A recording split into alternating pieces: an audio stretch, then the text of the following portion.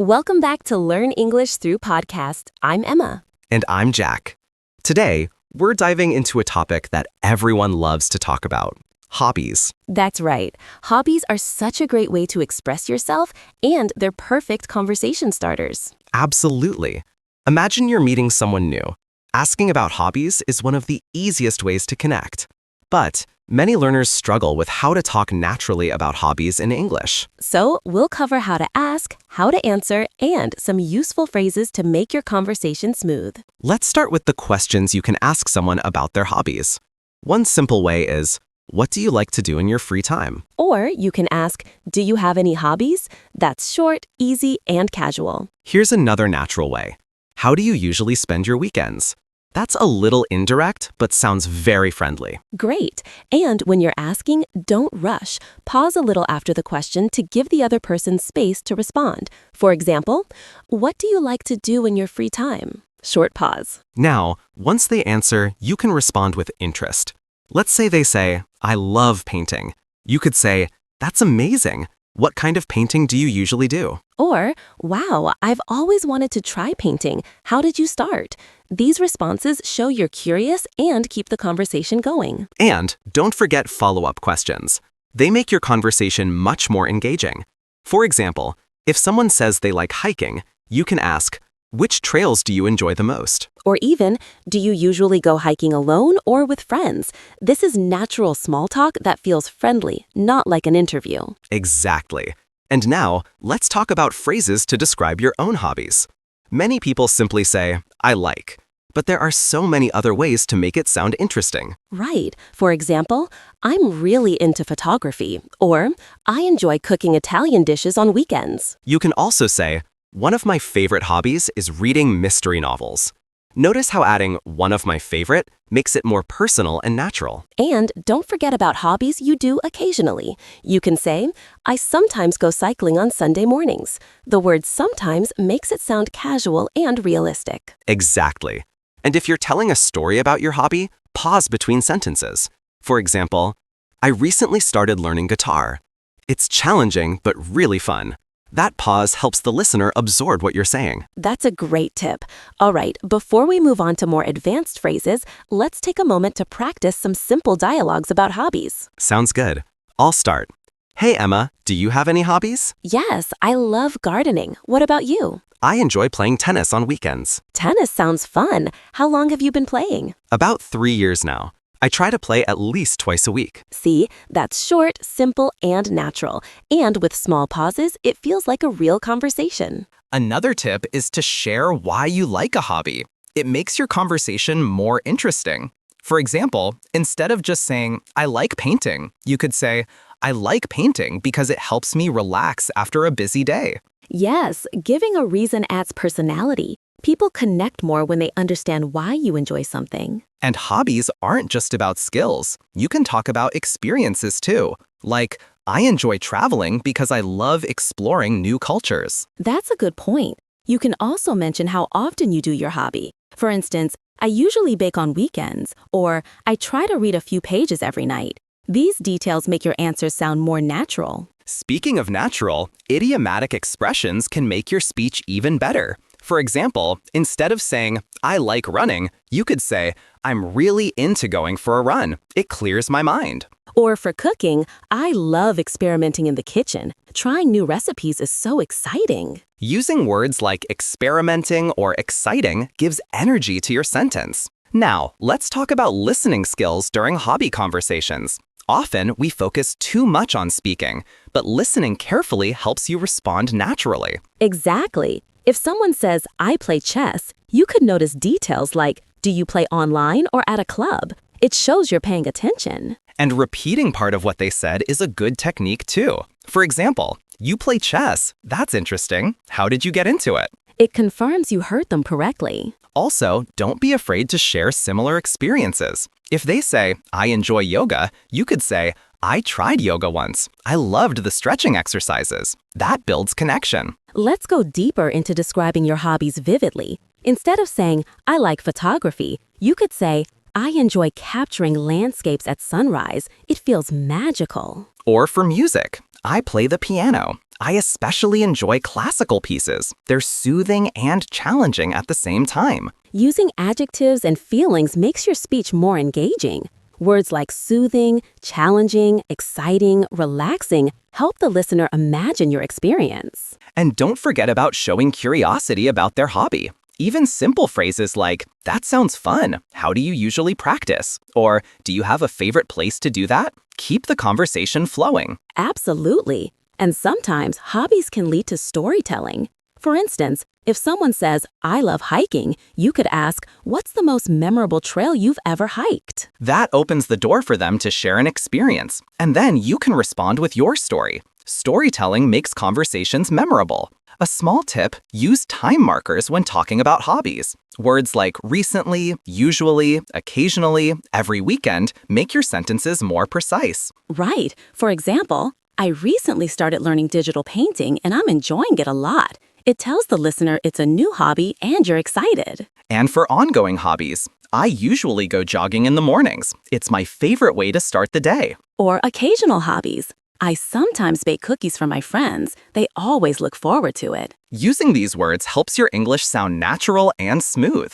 Finally, remember to keep your tone friendly and enthusiastic. Talking about hobbies is meant to be fun, so smiles and excitement come through even in spoken English. And pausing naturally after sentences or stories helps the listener follow along. It's a small thing, but it makes a big difference. All right, now let's do another short dialogue example. I recently started gardening. I love growing herbs and vegetables. That sounds amazing. Which herbs do you grow? Mostly basil and mint. It's so satisfying to use them in my cooking. I've tried growing mint once. It took over my whole garden. Do you have any tips? Yes, keep it in pots. It helps control growth. Another way to make conversations about hobbies interesting is to talk about challenges. People enjoy hearing about the ups and downs of a hobby. Exactly. For instance, instead of just saying, "I like knitting," you could say, "I recently tried knitting a sweater. It was tricky, but finishing it felt so rewarding." And for sports, you could say, "I'm learning tennis. It's hard to master the serve, but I'm improving slowly." This shows dedication and makes your conversation more relatable. Talking about challenges can also lead to advice sharing. Someone might respond with tips, and that builds a natural connection. True. And another useful approach is comparing experiences. For example, I enjoy painting landscapes, but I find portraits much harder. That gives depth to your hobby and invites the other person to share their experiences too. Now, let's explore hobbies that are less common but interesting to talk about. For example, collecting stamps, bird watching, or pottery. When you talk about these hobbies, use descriptive words to make them engaging. For instance, I enjoy bird watching. Observing different species and listening to their songs is fascinating. Or for pottery. I recently joined a pottery class. Shaping clay with my hands is relaxing and creative. And when someone shares an unusual hobby, showing curiosity is important. You can ask, "That sounds really unique. How did you get started with it?" Let's also talk about group hobbies versus solo hobbies. For example, playing football is usually a team activity, while reading is often solo. You can mention that in conversation. "I love playing football with friends. It's exciting and social." Or, "I enjoy reading alone in the evenings. It's peaceful and relaxing." Discussing the social aspect of hobbies can help you connect with like-minded people.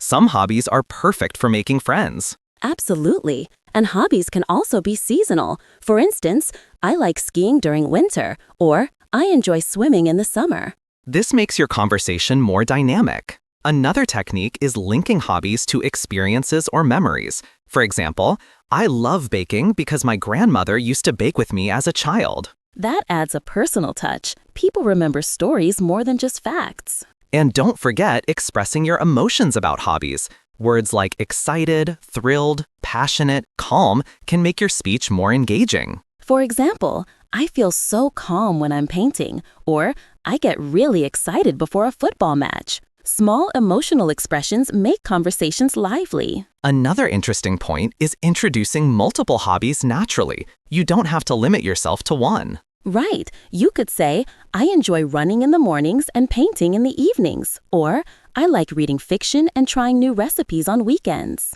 This shows variety in your personality, which keeps the conversation engaging. And if someone shares multiple hobbies, you can respond with curiosity about each. For example, you read fiction. That's interesting. What kind of stories do you like? Or, trying new recipes sounds fun. Have you discovered any favorite dishes recently? These questions keep the dialogue flowing naturally. A small tip is to link hobbies to daily life or routines. For instance, I enjoy jogging in the mornings because it energizes me for the day. Or, I like cooking dinner after work. It's my way to relax and be creative. Finally, using past experiences related to hobbies can also enrich conversation. For example, I tried rock climbing last summer. It was challenging but thrilling. Sharing past experiences invites stories from the other person as well, making the conversation interactive.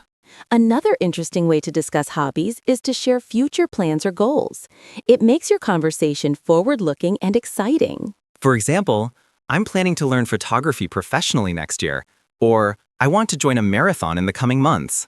It gives the listener something to respond to.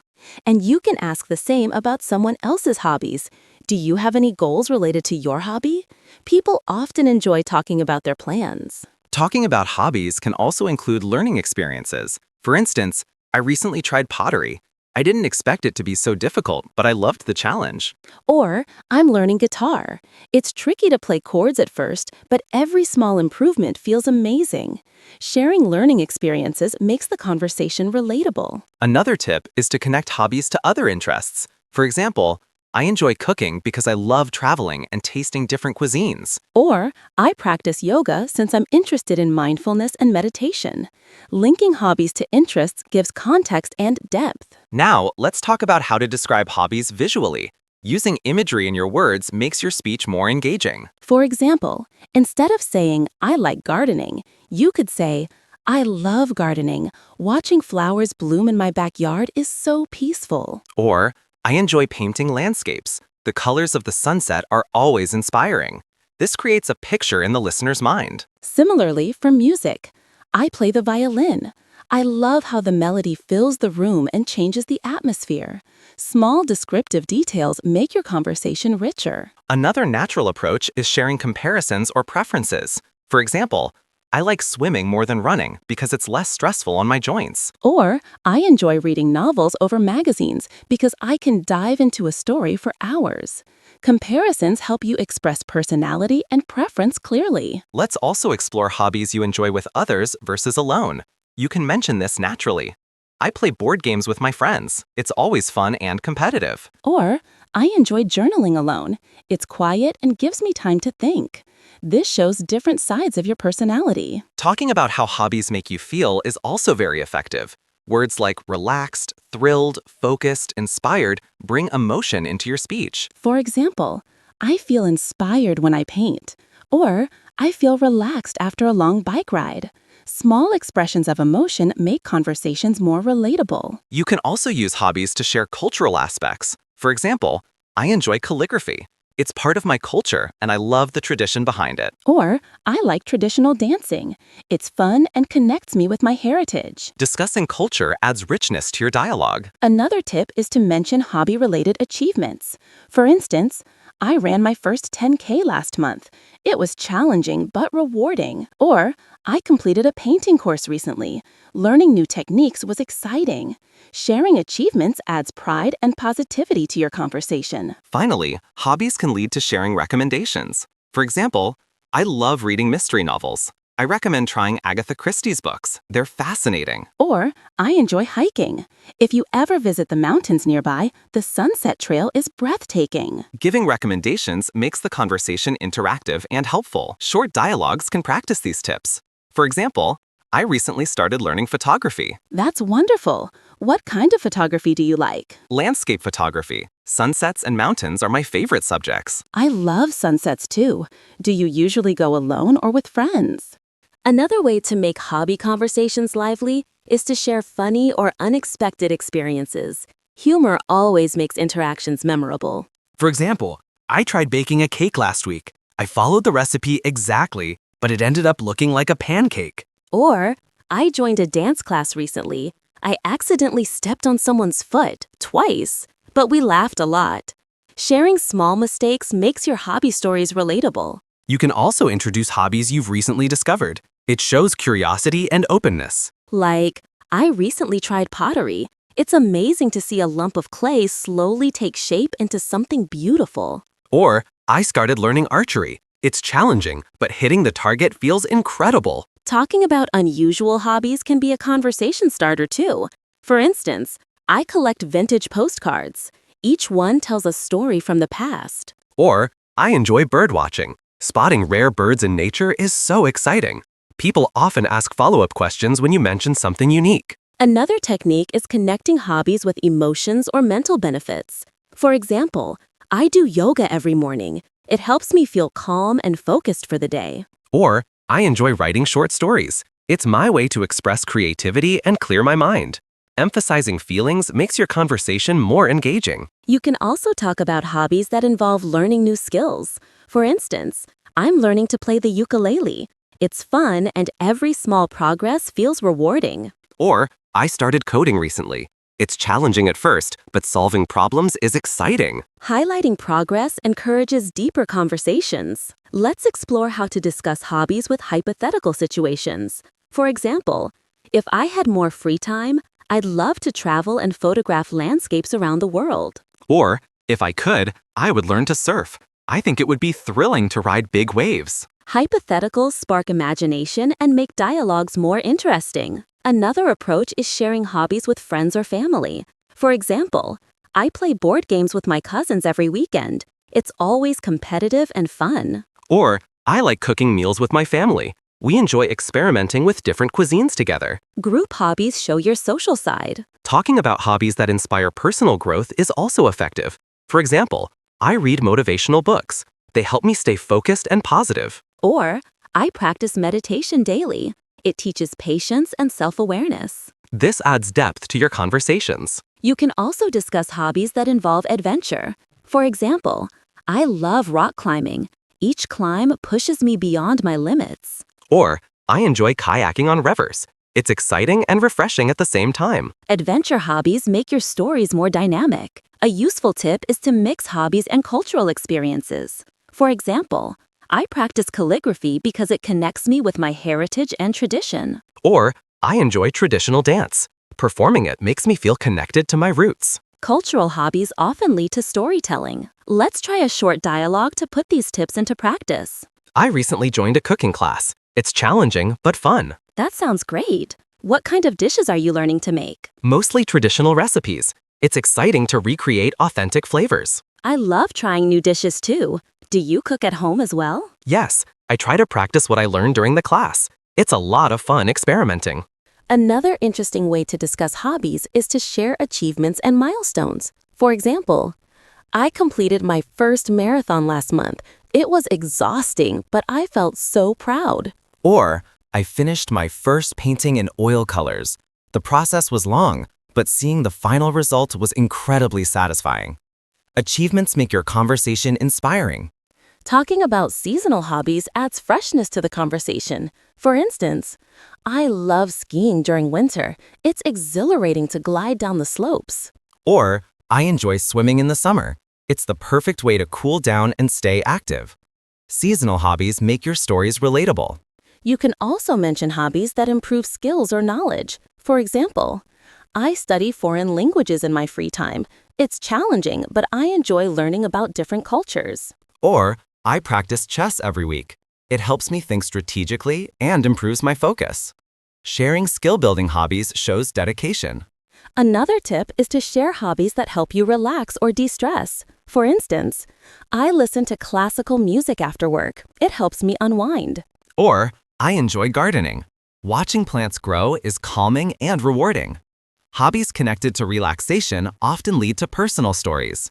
Discussing creative hobbies is also engaging. For example, I write short stories. It's my way to express ideas and explore different worlds. Or, I make DIY crafts at home. It's fun and lets me experiment with new designs. Creativity in hobbies sparks interesting conversations.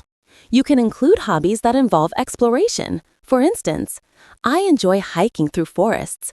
Each trail is an adventure, and I love discovering new places. Or, I like traveling to small towns. Meeting locals and experiencing their lifestyle is fascinating. Exploring hobbies often lead to storytelling. Another technique is discussing hobbies with friends or groups. For example, I play soccer with my team every weekend. The teamwork makes it exciting. Or, I participate in book clubs. Discussing novels with others adds new perspectives. Group hobbies show social interaction.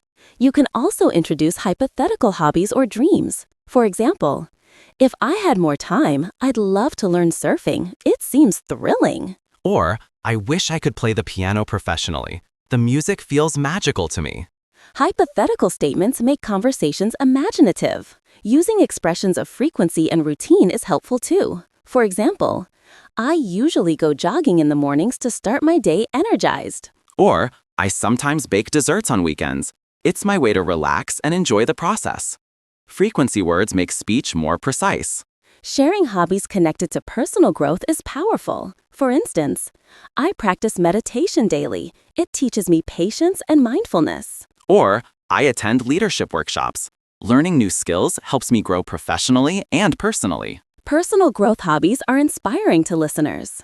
Let's end with a short practical dialogue to show all these tips in action. I recently started learning photography. Capturing sunsets is my favorite. That sounds amazing. Do you usually shoot landscapes alone or with friends? Mostly alone, but sometimes with friends. We share tips and explore new places together. I tried photography once too. It's so satisfying to capture the perfect moment. Exactly. And I'm planning to learn portrait photography next. It's challenging, but exciting. That's a great goal. It's always fun to explore different types of photography. And remember, discussing hobbies is about sharing experiences, emotions, and stories. Be curious, expressive, and enthusiastic. Hobbies make conversations natural and enjoyable. Using descriptive words, sharing personal experiences, and asking follow-up questions keeps the dialogue flowing. With these tips, anyone can confidently talk about hobbies in English, whether casual or formal, short or long conversations. That's all for today. Keep practicing, share your hobbies, and enjoy connecting with others through conversation. Thanks for joining us on Learn English Through Podcast. Keep exploring, learning, and having fun with your hobbies. See you in the next episode.